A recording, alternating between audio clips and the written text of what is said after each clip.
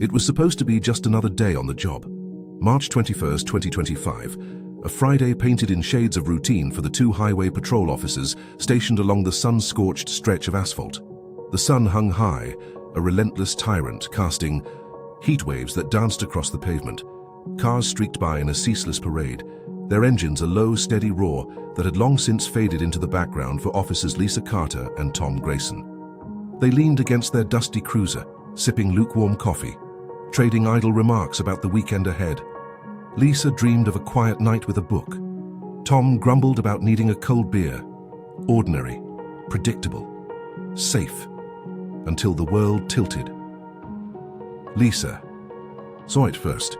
A flicker of movement near the roadside, a small shape half hidden in the swirl of dust kicked up by passing tires. She squinted, her coffee cup pausing midway to her lips. A puppy, tiny, scruffy, its fur a tangled mess of dirt and burrs. It stood there, motionless, not bounding toward them with the reckless joy of youth, not scampering away in fear, just staring. Its dark eyes locked onto hers, wide and glistening, carrying a weight that made her chest tighten. "Tom," she said, her voice low, uncertain, as if speaking too loudly might shatter the moment. "You see that?" Tom followed her, gaze setting his cup on the hood with a soft clink. "Yeah, a pup. Looks rough, probably hungry, lost maybe." Lisa shook her head, a shiver of unease rippling through her. "No, it's more than that. Look at it, it's not moving." She took a step forward, her boots crunching against the gravel, the sound sharp against the distant hum of traffic. The puppy didn't flinch, didn't bark, didn't wag its tail. It just watched, its chest rising and falling too quickly, its frail body trembling in the faint breeze. And then, slowly, deliberately, it turned its head toward the shadowy line of trees flanking the highway, a glance that felt intentional, a glance that whispered of secrets buried in the woods. "Something's off," Lisa murmured, her instincts prickling like static. She crouched down, her knees sinking into the dirt, and softened her voice to a near whisper. "Hey, little guy. What's wrong? Where's your family?" The puppy's ears twitched just once. It tilted its head, studying her with an intensity that sent a chill down her spine. For a heartbeat it hesitated. Then its tail gave the faintest wag, a fragile thread of trust weaving between them. And in an instant, it was gone. Not fleeing in fear, but running with purpose, darting toward the trees in a blur of motion. It paused at the edge of the forest, glancing back, its eyes blazing with an unspoken plea. Lisa shot to her feet, adrenaline flooding her veins. "Tom, it's going somewhere." Tom frowned, his hand hovering over the radio clipped to his belt. "What?" "Lisa, come on, it's a dog, not a guide. It's probably just spooked." "No," she snapped, her tone sharp with conviction. "Look at it, it's waiting, it wants us to follow." Sure enough, the puppy lingered at the tree line, its small body taut with urgency. It took a few steps into the shadows, then stopped, again peering back at them as if to say, "Hurry, please." Tom's skepticism wavered, his brow furrowing as he met Lisa's determined gaze. "All right," he relented, his voice tinged with unease. "But if this turns into some wild goose chase, you're buying me that beer." "Deal," she said, already moving. They plunged into the woods, the transition abrupt and jarring. The highway's clamor faded to a distant murmur, swallowed by the thick canopy of trees that stretched overhead. Branches clawed at their uniforms, snagging at sleeves and scraping against skin. The air grew cooler, heavier, laced with the earthy scent of moss and pine. Lisa's boots sank into the soft ground, each step a muffled thud against the carpet of needles. Ahead the puppy wove through the undergrowth, a fleeting shadow darting between roots and rocks, pausing every so often to ensure they were still behind it. "Where the hell is it taking us?" Tom muttered, his breath coming in short bursts as he ducked under a low-hanging limb. "This isn't normal, Lisa. Dogs don't do this." "I don't know," she admitted, her voice tight with anticipation. "But we're about to find out." The path narrowed, the trees pressing closer, their gnarled trunks forming a tunnel of shadow. The silence was oppressive now, broken only by the rustle of leaves and the puppy's faint, urgent whines. Lisa's mind raced, conjuring possibilities. Had it escaped from a nearby house? Was it abandoned? Or was something darker at play, something waiting in the depths of this forgotten wilderness? Her hand brushed the holster at her hip, a reflex born of years on the job, though she couldn't say why. The puppy stopped. Lisa stumbled to a halt, her chest heaving, her eyes straining to pierce the gloom. The little creature stood at the edge of a shallow depression in the earth, a natural pit, half concealed by tangled roots and a scattering of fallen leaves. It turned to her, its whine rising into a pitiful, piercing cry that clawed at her heart.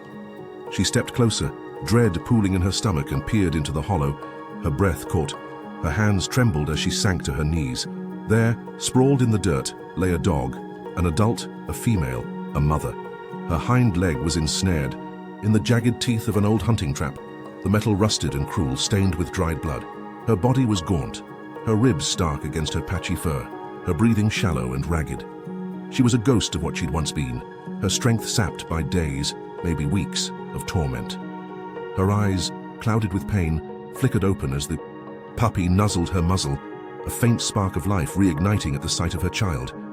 "Oh my God," Lisa whispered, tears stinging her eyes. "Tom, get over here." Tom staggered forward, his face draining of color as the reality hit him. "Jesus, she's been trapped. Look at her. She's barely alive." The puppy pressed itself against its mother, licking her face with desperate tenderness. The mother stirred, her tongue brushing her pup's fur in a weak, fleeting gesture of love. Lisa's throat tightened, her vision blurring as she imagined the scene. The mother caught, helpless, her cries lost to the wind. The puppy, too small to free her, too loyal to leave her side. How long had it waited? How many nights had it spent curled beside her, listening to her faltering breaths, praying for a miracle? "He didn't give up," Lisa choked out, wiping her eyes with the back of her hand. "He stayed with her. He found us." Tom nodded grimly, pulling his multi-tool from his belt. "We've got to get her out. Hang on, Lisa. Let's do this. Carefully." He knelt beside the trap, his jaw clenched as he examined the rusted mechanism. Lisa slid into the pit, her hands gentle as she cradled the mother's head, whispering words of comfort. "You're so brave, girl. You held on for him. We're here now. You're not alone." The trap resisted, its hinges locked tight with age and corrosion. Tom cursed under his breath, his fingers slipping as he wrestled with the metal. Sweat beaded on his forehead, dripping onto the earth as he strained against the unyielding jaws. Lisa's heart pounded, her eyes darting between the mother's fading gaze and the puppy's anxious whimpers. "Come on, Tom," she urged, her voice trembling. "She doesn't have much time." "I'm trying," he snapped, then softened. "Hey, it's stuck bad, just keep her calm." Lisa stroked the dog's matted fur, her fingers tracing the sharp edges of her spine. "Stay with us," she murmured, her tears spilling freely now. "Your little boy needs you. We're not giving up on you." Minutes stretched into eternity, each creak of the trap a lifeline teetering on the edge. The puppy pressed closer, its warmth a stark contrast to the mother's chilling frame. And then, with a final wrenching groan, the trap gave way. The metal jaws sprang apart, and the mother whimpered, a sound of pain, yes, but also relief, as her leg fell free. Lisa exhaled a shaky breath, gently lifting the injured limb from the trap's grasp. The flesh was torn, raw, a brutal testament to her suffering, but she was free. "Good girl," Lisa whispered, her voice cracking. "You're so strong. You made it." Tom grabbed his radio, his words clipped and urgent. "We need a vet out. Here, ACP, Highway 17, mile marker 42. Female dog, severe injury, trapped leg. Bring water, blankets, everything you've got."